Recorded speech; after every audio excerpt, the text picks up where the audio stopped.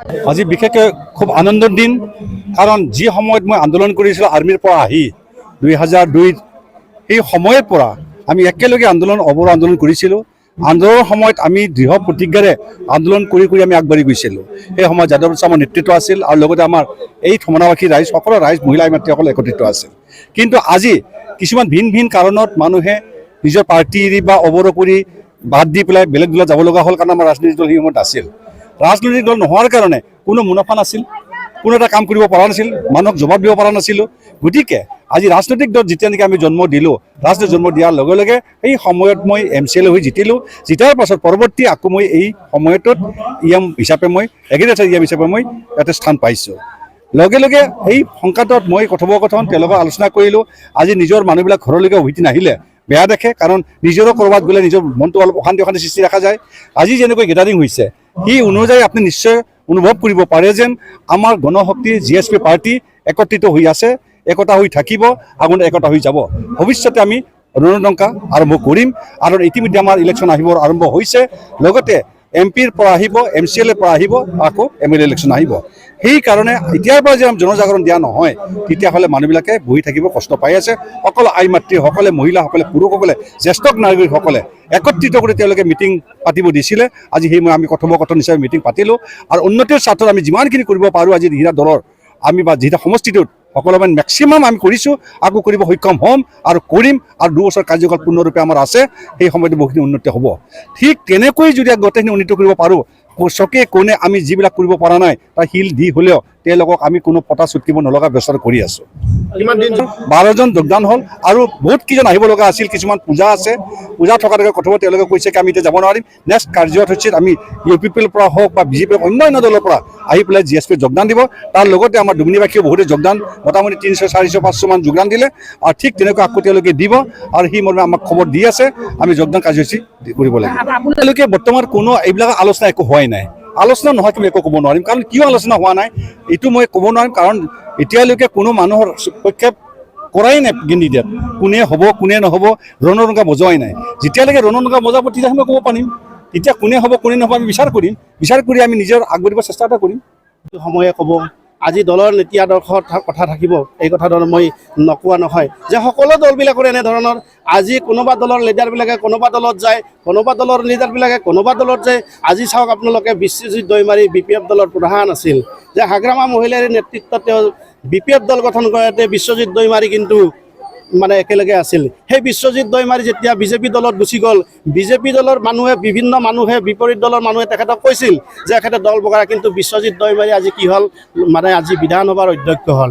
কিয় হ'ল আজি চাওক, আজি পৰৱৰ্তী আপোনালোকে যদি চাই আৰু BPF দলৰ পৰা আজি চন্দন ব্ৰহ্ম ডাঙৰে ওলাই যাব খুজিছে।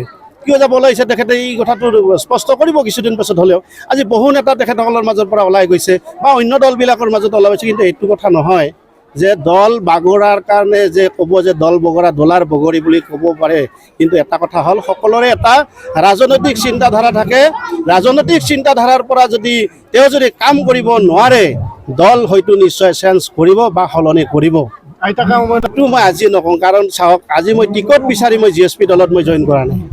সময়ে ক'ব, যদি ৰাইজে কেতিয়াবা হয়তো বিচাৰিব পাৰে, যদি বিচাৰে মই তেতিয়াহ'লে ৰাইজৰ কথা মই অকাণ কৰি মই টিকট নলওঁ বুলি ক'ব নোৱাৰিম। কিন্তু কথাটো হ'ল আজি মই এই কথাটো আপোনালোকৰ মাজত স্পষ্ট নকৰোঁ, কাৰণ কিয় মই টিকটৰ আশাত কিন্তু GSP দল কাম কৰা নাই। মোৰ কথা এটাই লক্ষ্য, GSP দল শক্তিশালী কৰিম আৰু GSP দলত মই কাম কৰিম।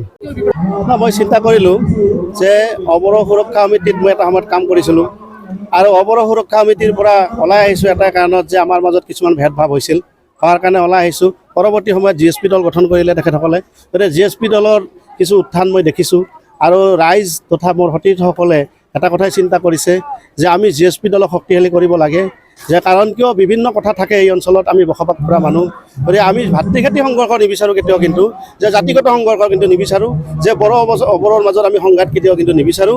আমি বিচাৰি আছোঁ ৰাজনৈতিকভাৱে আমি এটা অধিকাৰ ল'ব লাগে, ৰাজনৈতিকভাৱে আমি উন্নয়ন কৰিব লাগে, আৰু ৰাজনৈতিকভাৱে যদি উন্নয়ন কৰিব লগা হয় তেনেহ'লে এটাই কথা চিন্তা কৰিলোঁ যে এই BTC অঞ্চলৰ ভাষিক মানুহখিনি, সকলো ভাষিক মানুহখিনি আমি কিন্তু এটা উন্নয়নৰ কথা চিন্তা কৰি আমি কিন্তু এটা দলত কাম কৰিব লাগিব।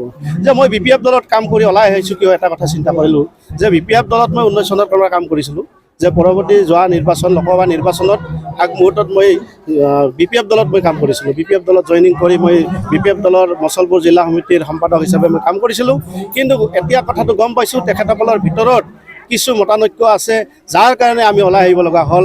কাৰণ আমি বিচৰা কথাখিনি তেখেতসকলে মানি নল'লে। আৰু আমি বহুবাৰ তেখেতসকলক কৈছোঁ যে এই অঞ্চলত অসমীয়া মানুহখিনিৰ মাজত অসমীয়া এটা চেল বনাওক আপোনালোকৰ BPF দলৰ মাজত। তেখেতসকলে কিন্তু আহ্বান কৰিলে। আমি কৈছিলোঁ যে আমি যিবিলাক অঞ্চলত বসবাস কৰিছোঁ বা যিবিলাক অঞ্চলত আমি কাম কৰিছোঁ বা যিবিলাক কমিটিৰ যোগেদি কাম কৰিছিলোঁ, আমি বিচাৰিছিলোঁ যে মুছলপুৰ জিলা সমিতিৰ এটা সময়ত আমি বিচাৰিছোঁ যে মুছলপুৰ জিলা সমিতিৰ যদি বড়োভাষিক মানুহজনে সভাপতিজন হয় তেনেহ'লে নন বড়ো মানুহজনক কিন্তু ছেক্ৰেটাৰী বনাব লাগে। গতিকে এই কথাখিনি তেখেতসকলে কিন্তু আমাৰ পৰা নিবিচাৰিলে। আমাৰ কথাখিনিক তেওঁলোকে আহ্বান কৰিলে। আমি এই ধৰণৰ কথাখিনি মাননীয় হাগ্ৰামা মহিলাই ডাঙৰীয়াক বহুদিন ধৰি তেখেতসকলে এই কথা কোৱা হৈছিল। কিন্তু তেখেতসকলে কিছু আগবাঢ়ি যায় আৰু দুখোজ পাছ পৰি যায়। আমি যেতিয়া তেখেতসকলক কৈছিলোঁ যে আমাৰ উন্নয়নৰ কাৰণে বা অসমীয়া ভাষিক মানুহখিনি BPF দলত ৰাখি থকাৰ কাৰণে এটা অসমীয়া চেল বনাই দিয়ক, কিন্তু তেখেতসকলে বনাই নিদিলে। তেনেধৰণৰ আমি বিভিন্ন চিন্তা চৰ্চা কৰি যে এখেতসকলে নিশ্চয় বেয়া পায় নেকি, আমাৰ অসমীয়া মানুহখিনিক বেয়া পায় নেকি, এনেধৰণৰ চিন্তা চৰ্চা আমাৰ মাজতো সোমাৰ মাজত, যাৰ কাৰণে আজি মই BPF দল ত্যাগ কৰি আজি GSP দলত মই জইন কৰিব লগা হ'ল। আপুনি নিজৰ স্বাৰ্থত জইন কাৰণ নিজৰ স্বাৰ্থত যদি জইন কৰিলোহেঁতেন তেনেহ'লে মই BPF দলৰ পৰা ওলাই আহিব নালাগে। কাৰণ আপোনালোকেতো মিডিয়াৰ যোগেদি কৈ আছে যে এইবাৰ BPFৰ উত্থান হৈছে। BPF যদি উত্থান হৈছে মইতো তাত ৰাজনৈতিকভাৱে বহুত পালোঁ হয়, কিন্তু মই ৰাজনৈতিকভাৱে তেওঁলোকৰ মাজত মই নিজেই ব্যক্তিগতভাৱে পাব বিচৰা নাই। যে এই অঞ্চলৰ সমস্যা আছে, সেইকাৰণে মই কৈছোঁ যে এই অঞ্চলৰ উন্নয়ন কৰিব লগা হ'লে মই কিছু এৰা ধৰা কৰিব লাগিব। আৰু তাৰ কাৰণে মই আপোনালোকক কৈছোঁ মোৰ ব্যক্তিগত স্বাৰ্থ একো নাই। আজি সেইকাৰণে ব্যক্তিগত স্বাৰ্থ নোহোৱাৰ কাৰণে যে BTCৰ ভিতৰত এজনেই হ'ল মাননীয় ঘনশ্যাম দাস ডাঙৰীয়া, তেখেতৰ দলত মই কিয় যোগদান কৰিলোঁ। গতিকে এইকাৰণে যোগদান কৰিছোঁ, মোৰ ব্যক্তিগত স্বাৰ্থ একো নাই। যে মই টকা লৈ মই জইন কৰা নাই, যে ডাঙৰীয়াৰ লগত মই 10 লাখ টকা লৈ মই জইন কৰা নাই, ডাঙৰীয়াৰ লগত মই 5 লাখ টকা লৈ জইন কৰা নাই। মই এটাই কথাই চিন্তা কৰিছোঁ, এই অঞ্চলত বসবাস কৰি থাকিব লাগে, ৰাজনৈতিকভাৱে উন্নয়ন কৰিব লগা হ'লে মই GSP দলকে শক্তিশালী কৰিব লাগে বুলি মই পুনৰ ঘূৰি আহিলোঁ। क'क्राझार मक्राफारियाव थानाय साम कलेज अफ नार्सिं क'क्राझाराव गोदान फरायसाफोरनि एडमिसन एबा मुं थिसननाया सोलिगासिनो। नार्सिं कर्स फरायनो गोसो गुदुं फरायसाफ्रा फैगौ 30 अक्ट'बर खालारसिमनि गेजेराव मुं थिसनफैनो हागोन। क'क्राझार सोहोरनि खोला फारसे मक्राफारियाव थानाय साम कलेज अफ नार्सिं क'क्राझारा निउ दिल्लीयाव थानाय इन्डियान नार्सिं काउन्सिल आरो गुवाहाटीयाव थानाय Assam nurse midwives and health visitors काउन्सिलनि सिङाव एफिलिएटेड जानायजों लोगोसे गभर्नमेन्ट अफ आसामनि हेल्थ एन्ड फेमिलि वेलफेयार डिपार्टमेन्टजों गनायथि होजानाय गंसे गाहाम खाबु थानाय साम college of nursing 3 years in general nursing मेडिफेरी आरो 2 years diploma in auxiliary nursing and मेडिफेरी कोर्सनि सोलोंथायखौ HS पास खालामनाय साइन्स एबा आर्ट्स स्ट्रिमनि गोसो गुदुं फरायसाफ्रा लानो हागोन। साम कलेज अफ नार्सिं क'क्राझाराव फरायसाफोरनि थाखाय digital classroom, library facilities, computer laboratory, nursing foundation laboratory, community health nursing and nutrition laboratory, OPC paediatrics laboratory, field clinical science laboratory, clinical training आरो हस्टेलनि थाखाय 4 स्टोरीड RCC रेसिडेंशियल बिल्डिं लोगोसे बासजों थांलाय फैलायनि गाहाम खाबुफोरखौ होनाय जायो। आबुङै मिन्थिनो थाखाय 9854550697 नङाब्ला 9854300175 मबाइल नम्बराव खौरां लाहरनो हागोन।